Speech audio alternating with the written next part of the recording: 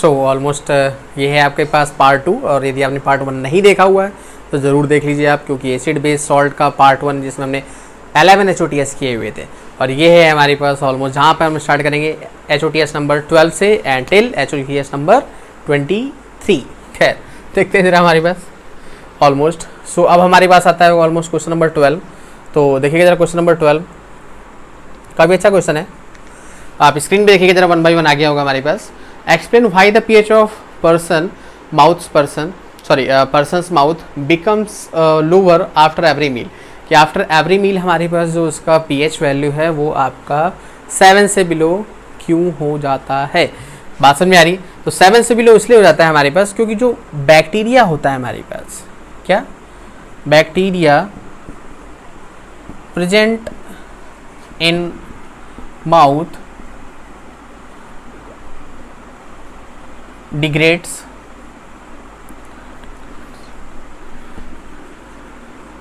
Sugar particle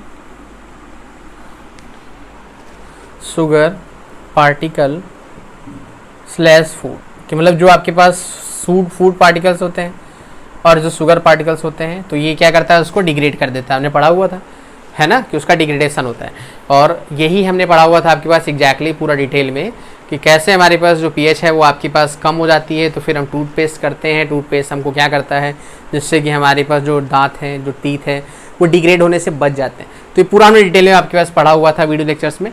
तो अभी क्या समझ में आया हमारे पास? अभी ये समझ में आया कि जो बैक्टीरिया प्रेजेंट होते हैं माउथ में, तो वो हमारे पास क्या करते हैं, जो फूड पार्टिकल्स होता है उसको डिग्रेड कर देते हैं, और उससे हमारे पास फूड आपका क्या हो जाता है, present in mouth degrades produces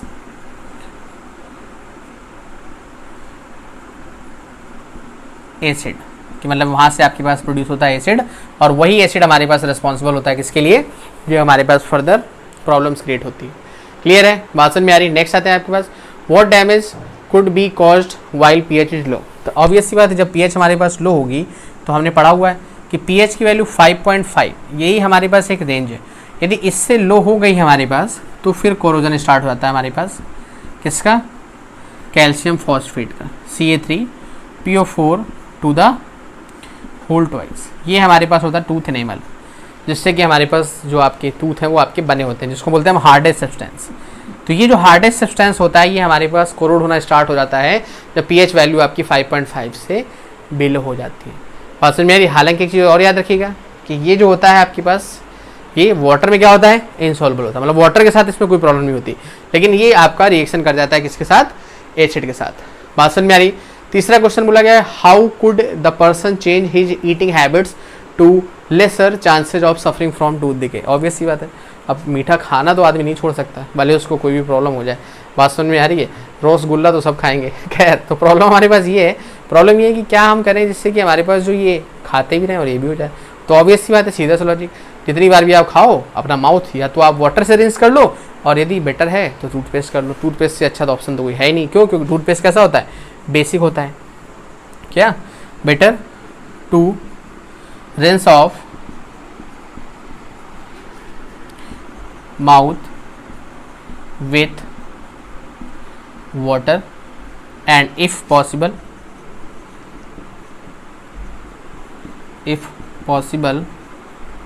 then toothpaste. Clear? कि मतलब सुबह शाम तो टूथपेस्ट करना ही करना। अब ये मत सोचो कि सर सुबह शाम भी ऑप्शन है क्या सर, ब्रश ना करें सर, कितने आलसी यार तुम लोग, दिन भर सो रहे हो पड़े पड़े खा खा के मोटे हो गए। खैर, बात समझ में आ रही? तो क्या सिचुएशन है हमारे पास कि better to rinse off. Rinse off का मतलब होता है माउथ को गार्गल कर लें, किससे, वाटर से, और या फिर हमारे पास उसमें टूथपेस्ट अप्लाई कर दें। टूथपेस्ट बेसिक इन नेचर होता है, तो वो क्या करेगा हमारे पास कि जो एसिड प्रेजेंट हुआ था उसको वो ऑलमोस्ट न्यूट्रलाइज कर देगा। जब न्यूट्रलाइज कर देगा तो ऑब्वियस सी बात है टूथ में आपके पास कोई भी प्रॉब्लम आपको नहीं आएगी। नेक्स्ट आ जाते हैं। सो क्वेश्चन नंबर 13 देखिएगा हमारे पास। 13 आपके पास स्क्रीन पे आ गया होगा। बड़ा सिंपल सा क्वेश्चन लिखा हुआ है। लिखा हुआ hydrochloric acid reacts with metal X to form a gas Y which burns with a pop sound.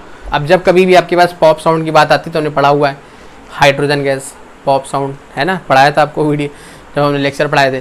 तो उसमें बोला गया आपके पास sodium hydroxide also reacts with same metal. On heating to the form gas Y, same gas Y, मतलब same gas form कर रहा है। तो पहला बोला कि आइडेंटिफाई एक्स एंड वाई, कि भैया आप आइडेंटिफाई करो कि आपके पास एक्स कौन सा है और आपके पास वाई कौन सा है। तो ऑब्वियस सी बात है, कोई भी मेटल ले लो। सपोज करो हमने ले लिया कि भैया एक्स हमारे पास क्या है, जिंक है, तो वाई हमारे पास क्या हो जाएगा, हाइड्रोजन गैस, क्योंकि पॉप साउंड के थ्रू प्रोड्यूस हो रहा है।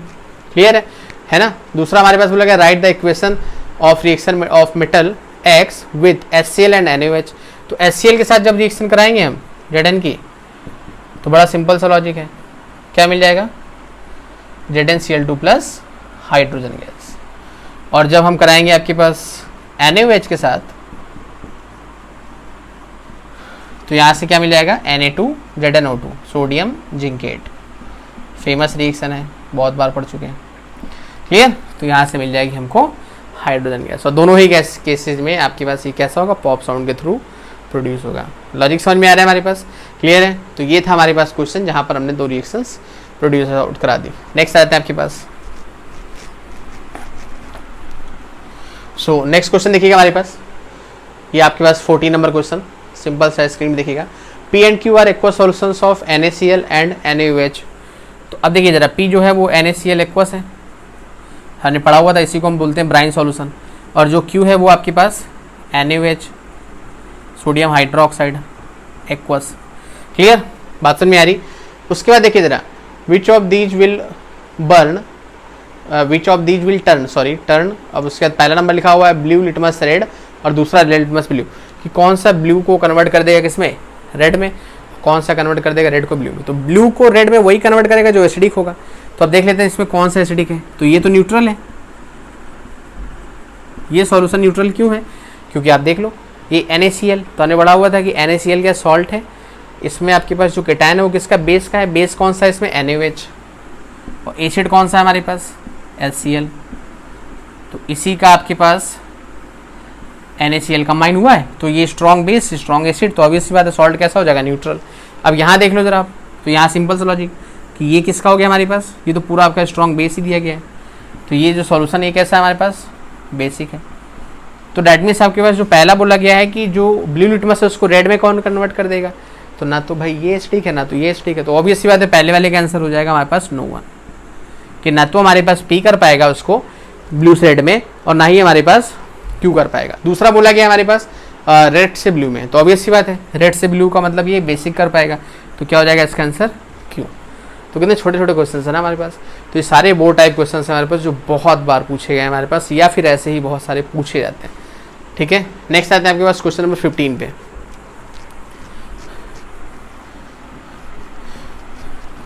देखिए फास्ट कुछ भी नहीं है, बस ये है कि आपको समझना है, समझोगे आप तो कुछ हार्ड नहीं है, नहीं समझोगे तो सब हार्ड है।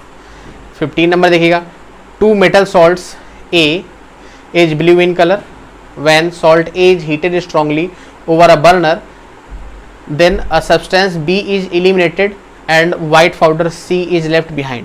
कि मतलब A जो है वो हमारे पास ब्लू कलर में है। क्लियर, जब उसको हीट किया जाता है तो वाटर मॉलिक्यूल उससे हट जाते हैं और C कलर का सब्सटेंस मिल जाता है। फिर से जब आप कुछ लिक्विड D मिला देते हो उसमें, तो उसके बाद से फिर से हमारे पास उसका कलर कैसा हो जाता है, ब्लू हो जाता है। तो आपको बताना है ABCD क्या है। तो बहुत सिंपल सा है, सेम क्वेश्चन कराया हुआ है हमने, जो आपका लास्ट टॉपिक था वाटर ऑफ क्रिस्टलाइजेशन में। हमने एग्जांपल भी दिया था कॉपर सल्फेट पेंटाहाइड्रेट का, हमने बताया था कि ब्लू कलर का होता है, तो वही लिखा हुआ है यहाँ पर CuSO4.5H2।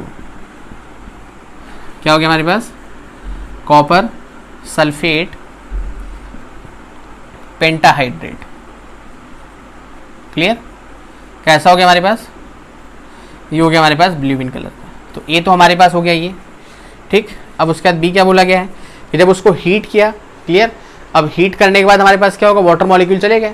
तो जब हीट करने पर वाटर मॉलिक्यूल चले गए, तो जो कह रहा है कि जो एलिमिनेट हुआ है हमारे पास वो क्या है, तो ऑब्वियस सी बात है वाटर मॉलिक्यूल एलिमिनेट हुआ है ना। तो बी हमारे पास क्या हो जाएगा, H2। वही तो बोला है हमारे पास कि भाई ये बोला गया then a substance B is eliminated and a white powder C. तो सी क्या हो जाएगा हमारे पास कि भाई ये वाटर मॉलिक्यूल चले गए तो मिल जाएगा कॉपर सल्फेट। अब इसका नाम क्या हो जाएगा, तो इसको कॉपर सल्फेट नहीं लिखेंगे, इसको बोलेंगे एनहाइड्रेटेड कॉपर सल्फेट। बात समझ में आ रही है कि पहले इसमें वाटर मॉलिक्यूल थे, बाद में वाटर मॉलिक्यूल हीट करने की वजह से हट गए, तो इसलिए एनहाइड्रेटेड का मतलब कि नो वाटर मॉलिक्यूल। बात समझ में आ रही है, क्लियर है। तो इसलिए कॉपर सल्फेट आपका कुछ नंबर रिड्यूस करा सकता था, लेकिन यहाँ पर लिखना क्या था, एनहाइड्रेटेड कॉपर सल्फेट, पूरे नंबर आपको मिलेंगे। और लास्ट बोला गया हमारे पास डी नंबर क्या हो जाएगा। तो ऑब्वियस सी बात है, बोला गया है हमारे पास कि यदि फिर से उसको मिला दें तो जो हटा था यदि उसको फिर से मिला दें तो वापस से हमारे पास ब्लू कलर आ जाएगा। कोई प्रॉब्लम हमारे पास बात समझ में आ रही? तो सिंपल सा कॉन्सेप्ट है हमारे पास, आप देख पा रहे होंगे। यदि आपने लेक्चर्स बहुत अच्छे से समझे हुए हैं तो सारे क्वेश्चन आपको बहुत ईजी लग रहे होंगे, है ना। खैर नेक्स्ट आ जाते हैं आपके पास। नेक्स्ट देखिएगा हमारे पास क्वेश्चन नंबर 16 देखिएगा, स्क्रीन पे आ गया होगा। When a concentrate aqueous solution of substance X is electrolysed then NaOH, Cl2 and H2 are produced. Obvious सी बात है, नेम द सब्सटेंस X। तो हमने पढ़ा हुआ है कि जो ब्राइन सॉल्यूशन होता है हमारे पास, है ना, NaCl का एक्वस, इसको बोलते हैं ब्राइन सॉल्यूशन, है ना, कि जब NaCl वाटर के साथ कंबाइन होता है। तो इसमें बोला गया है कि X क्या हो जाएगा, तो X NaCl हो जाएगा, है ना। क्यों? क्योंकि ये वाटर के साथ जब कंबाइन होता है, याद रखिएगा X NaCl एक्वस नहीं होगा, NaCl प्लस H2O होता है, वो ब्राइन सॉल्यूशन होता है। तो X यदि बोला गया तो सिर्फ और सिर्फ NaCl, एक्वस नहीं लिखा जाएगा, वाटर नहीं लिखा जाएगा, हर एक चीज़ पे ध्यान रखना आपको। खैर ये हमारे पास हो गया। अब उसके बाद बोला गया हमारे पास what is the special name of this process, कि इस स्पेशल जो प्रोसेस होती है उसको बोलते हैं क्या, क्लोर एल्कली प्रोसेस। कुछ लोग चोर भी बोल देते हैं, हमने बताया भी हुआ है, हर एक चीज़ बताई हुई है। तो ये चोर एल्कली प्रोसेस को बोलते हैं इसलिए क्योंकि यहाँ से इसका मतलब होता है क्लोरीन और इसका मतलब होता है आपके पास base, water soluble base, that is NaOH, है ना। क्योंकि इस प्रोसेस में NaOH मिलता है, Cl2 भी मिलती है, तो इसलिए उसको बोलते हैं क्लोर एल्कली प्रोसेस। बात समझ में आ रही है? यदि चैप्टर अच्छे से पढ़े हुए हैं, क्वेश्चंस अच्छे से समझे हुए, तो आई थिंक इस चैप्टर के अंदर कुछ नहीं बचेगा जो आप करना। हाँ, बोर्ड क्वेश्चंस की प्रैक्टिस और भी कर सकते हो, क्योंकि ये तो आपके कुछ सिलेक्टेड है, और भी बहुत सारे होते हैं, है ना, हर साल पैटर्न चेंज होता है। तो अब आ रहे थे नेक्स्ट क्वेश्चन पे हमारे पास 17 नंबर क्वेश्चन देखिएगा जरा आप स्क्रीन पे। लिखा हुआ है give one example of salt which gives aqueous solution having pH less than 7। तो अब देखो pH लेस देन 7 हो, मतलब लेस देन 7 का मतलब ये फैक्ट है कि कहीं ना कहीं आपके पास वो एसिडिक की बात कर रहा है। तो कोई ऐसा सॉल्यूशन जिसकी pH लेस देन 7 हो, तो लेस देन 7 का मतलब स्ट्रॉन्ग एसिड होगा और वीक बेस होगा, स्ट्रॉन्ग एसिड और वीक बेस। तो स्ट्रॉन्ग एसिड ले लो HCl और वीक बेस ले लो कोई भी, MgOH to the whole twice. तो क्या फॉर्म हो जाएगा यहाँ से, MgCl2। मतलब इसका यदि हमारे पास एक कोई सॉल्यूशन हो MgCl2 का, तो वो आपके पास कैसा होगा, एसिडिक होगा। क्लियर, बात समझ में आ रही? तो आपको याद रखना है pH लेस देन 7 मतलब एसिडिक। एसिडिक तभी होगा जब आपके पास एसिड स्ट्रॉन्ग हो और बेस आपका वीक हो। हमने पढ़ा हुआ है जब एसिड और बेस कंबाइन होते हैं तो वहाँ से सॉल्ट फॉर्म होता है, वाटर भी फॉर्म होता है, बट हमको मतलब केवल सॉल्ट से है। तो यहाँ पर आपके पास इसका क्लोरीन मतलब एसिड का एनायन और बेस का केटायन कंबाइन होकर के फॉर्म कर देगा salt, and that will be acidic. बात समझ में आ रही? खैर सेकेंड नंबर बोला गया pH इक्वल टू 7। ऑब्वियस सी बात है, pH यदि 7 के इक्वल हो जाएगी तो इसको हम बोलते हैं क्या, न्यूट्रल। और न्यूट्रल तभी हो सकता है जब एसिड कैसा हो, स्ट्रॉन्ग, और बेस भी स्ट्रॉन्ग। तो क्या हो जाएगा हमारे पास, KCl। NaOH भी ले लेते हैं तो NaCl हो जाता है। बात समझ में आ रही है? क्लियर है कि स्ट्रॉन्ग एसिड स्ट्रॉन्ग बेस, तो यहाँ से सॉल्ट मिलेगा न्यूट्रल की pH वैल्यू होती है 7। नेक्स्ट आ जाते हैं आपके पास थर्ड नंबर लिखा हुआ है बेसिक। अब बेसिक का मतलब फैक्ट है कि बेस स्ट्रॉन्ग होना चाहिए, एसिड वीक होना चाहिए। अब बेस स्ट्रॉन्ग एसिड वीक मतलब एसिड ले लो वीक एसिड कोल्डिंग वाला H2CO3 और बेस ले लो NaOH, तो कंबाइन होकर क्या मिल जाएगा, Na2CO3 सोडियम कार्बोनेट, है ना। तो इसमें वीक एसिड है स्ट्रॉन्ग बेस है, तो ऑब्वियस सी बात है सॉल्ट कैसा होगा, बेसिक होगा मतलब pH वैल्यू क्या होगी, ग्रेटर देन 7। तो यहां से फिनिश हो गया हमारे पास क्वेश्चन नंबर 17। सो देखिएगा क्वेश्चन नंबर 18 स्क्रीन पे आ रहा होगा, बड़ा सिंपल सा है।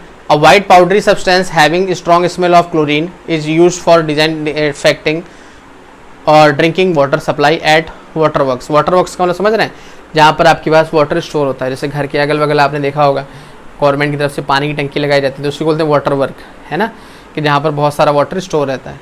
तो उसको क्या करने के लिए, डिसइंफेक्टेंट का मतलब कि जो उसमें बैक्टीरिया प्रेजेंट हो जाते हैं उनको क्या करने के लिए, किल करने के लिए, प्यूरीफाई करने के लिए वाटर को हम यूज़ करते हैं इस सब्सटेंस का।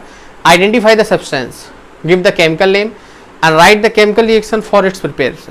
तो ऑब्वियस सी बात है सब्सटेंस हमने पढ़ा हुआ एक ही सब्सटेंस, ब्लीचिंग पाउडर, है ना, क्या है, ब्लीचिंग पाउडर। यदि बोला जाए इसका हमारे पास केमिकली नेम क्या हो जाएगा, केमिकल नेम, तो फॉर्मूला इसका क्या होता है, CaOCl2, नाम क्या हो जाएगा, कैल्शियम ऑक्सी क्लोराइड।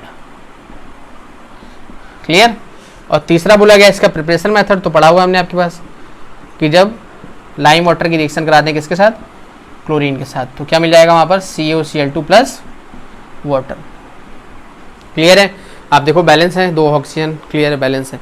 तो ये था हमारे पास प्रोसेस जिसमें हम इसका यूज करते हैं क्या करने के लिए, वाटर को प्यूरिफाई कराने के लिए। क्लियर है हमारे पास।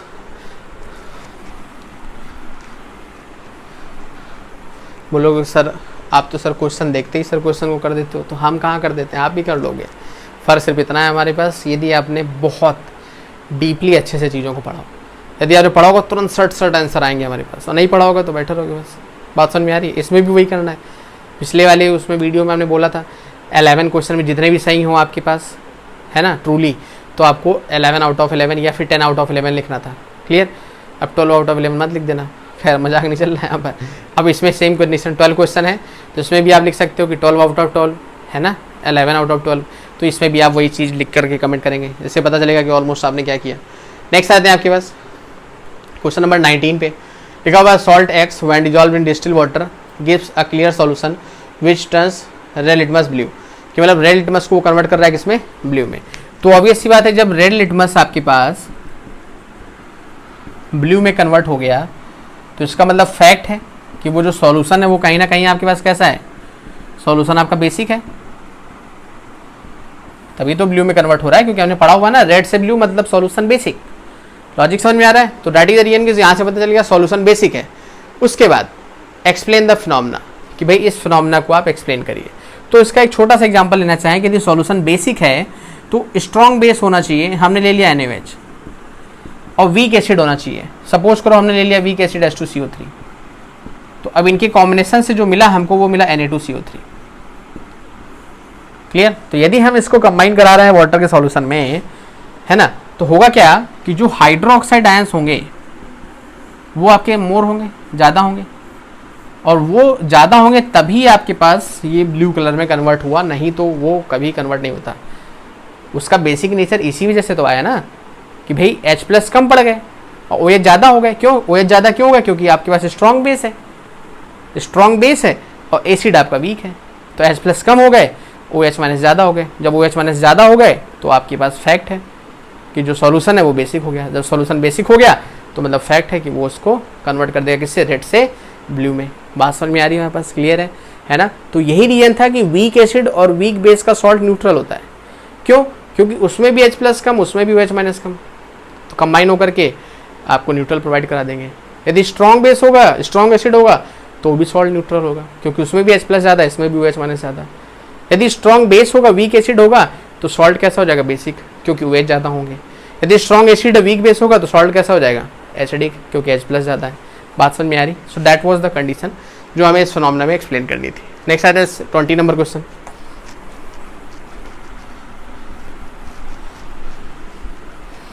20 नंबर क्वेश्चन देखिएगा, स्क्रीन पे आ रहा होगा, बड़ा सिंपल सा। A person found that cake prepared by him is hard and small in size, which ingredient has he forgotten to add would have caused the cake to rise and become light, explain with answer।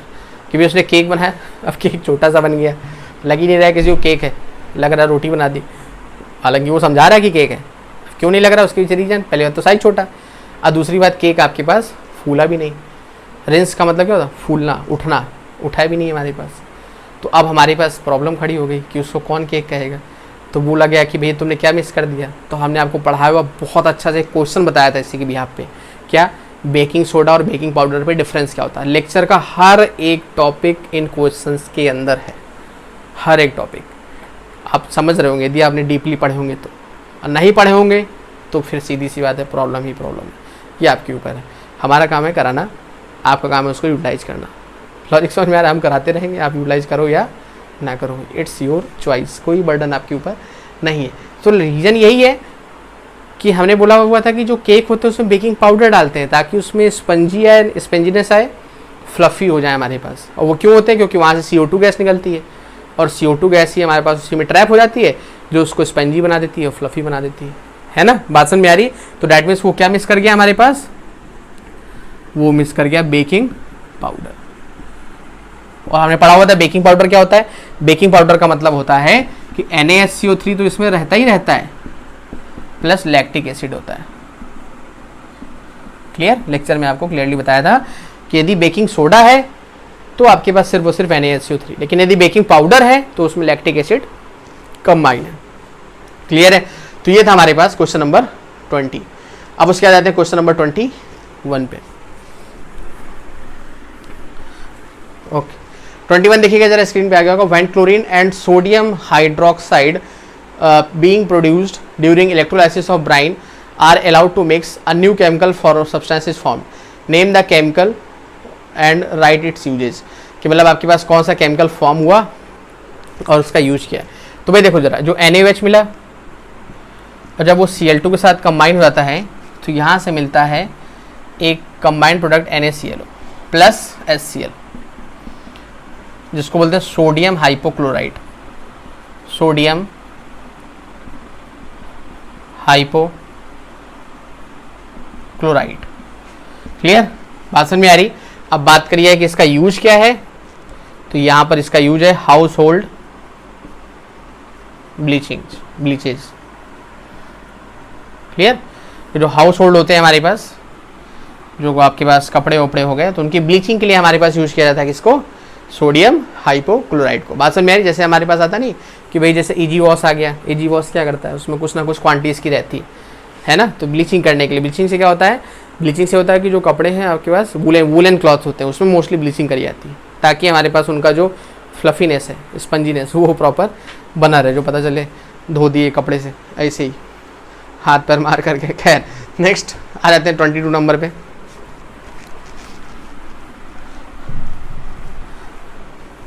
Number देखिए जरा, screen पे आ गया होगा। सीधा सा logic, write the name and formula one salt each contains. पहला है 2 molecules of water of crystallization और दूसरा है 5 वाटर मॉलिक्यूल्स ऑफ क्रिस्टलाइजेशन। तो बहुत सिंपल सा है। 2 का तो हमने पढ़ा हुआ था, कैल्शियम सल्फेट एंड डाईहाइड्रेट, इसको बोलते हैं क्या, जिप्सम, पढ़ा था ना POP बनाने में।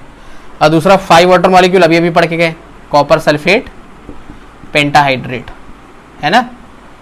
जिसका कलर कैसा होता है हमारे पास, blue colour, copper sulphate pentahydrate. हमने बोला था इसी को बोलते हैं हम क्या, ब्लू विट्रॉल।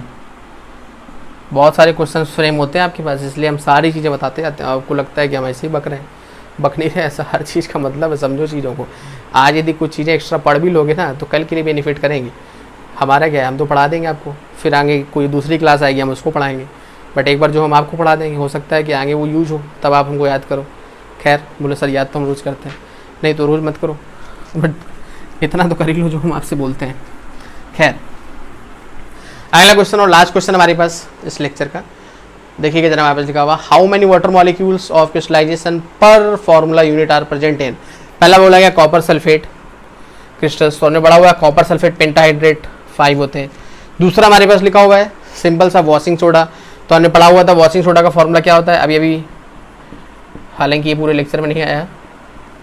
कितने होते हैं आपके पास वाटर मॉलिक्यूल, 10, तो आंसर क्या हो जाएगा इसका 10। और तीसरा बोला गया हमारे पास जिप्सम, तो अभी पढ़ के गए थे हमारे पास जिप्सम CaSO4.2H2। क्लियर है, बात समझ में आ गई हमारे पास। तो ये थे टोटल 23 क्वेश्चंस, कुछ इजी रहे होंगे, कुछ थोड़ा सा एवरेज रहे होंगे, हालांकि हार्ड नहीं लगने चाहिए कोई भी, क्योंकि हमने इतना पढ़ा हुआ है, डीपली पढ़ा हुआ है। यदि कोई भी टॉपिक आपके पास छूटा होता तो आपको ये करने में प्रॉब्लम होती, तब हम बोलते कि हाँ ये हार्ड है। बट क्योंकि सारे टॉपिक्स के बियॉन्ड नहीं आए थे, सारे अंदर से थे और डाटा एरिया सारे इजी थे। सो आपका वर्क क्या है, बहुत सारे आपको क्वेश्चंस लगाने हैं, बहुत सारी क्वेश्चन बैंक पढ़नी है और प्रॉपर टेस्ट सॉल्व करिए। And till then enjoy, be motivated and stay focused.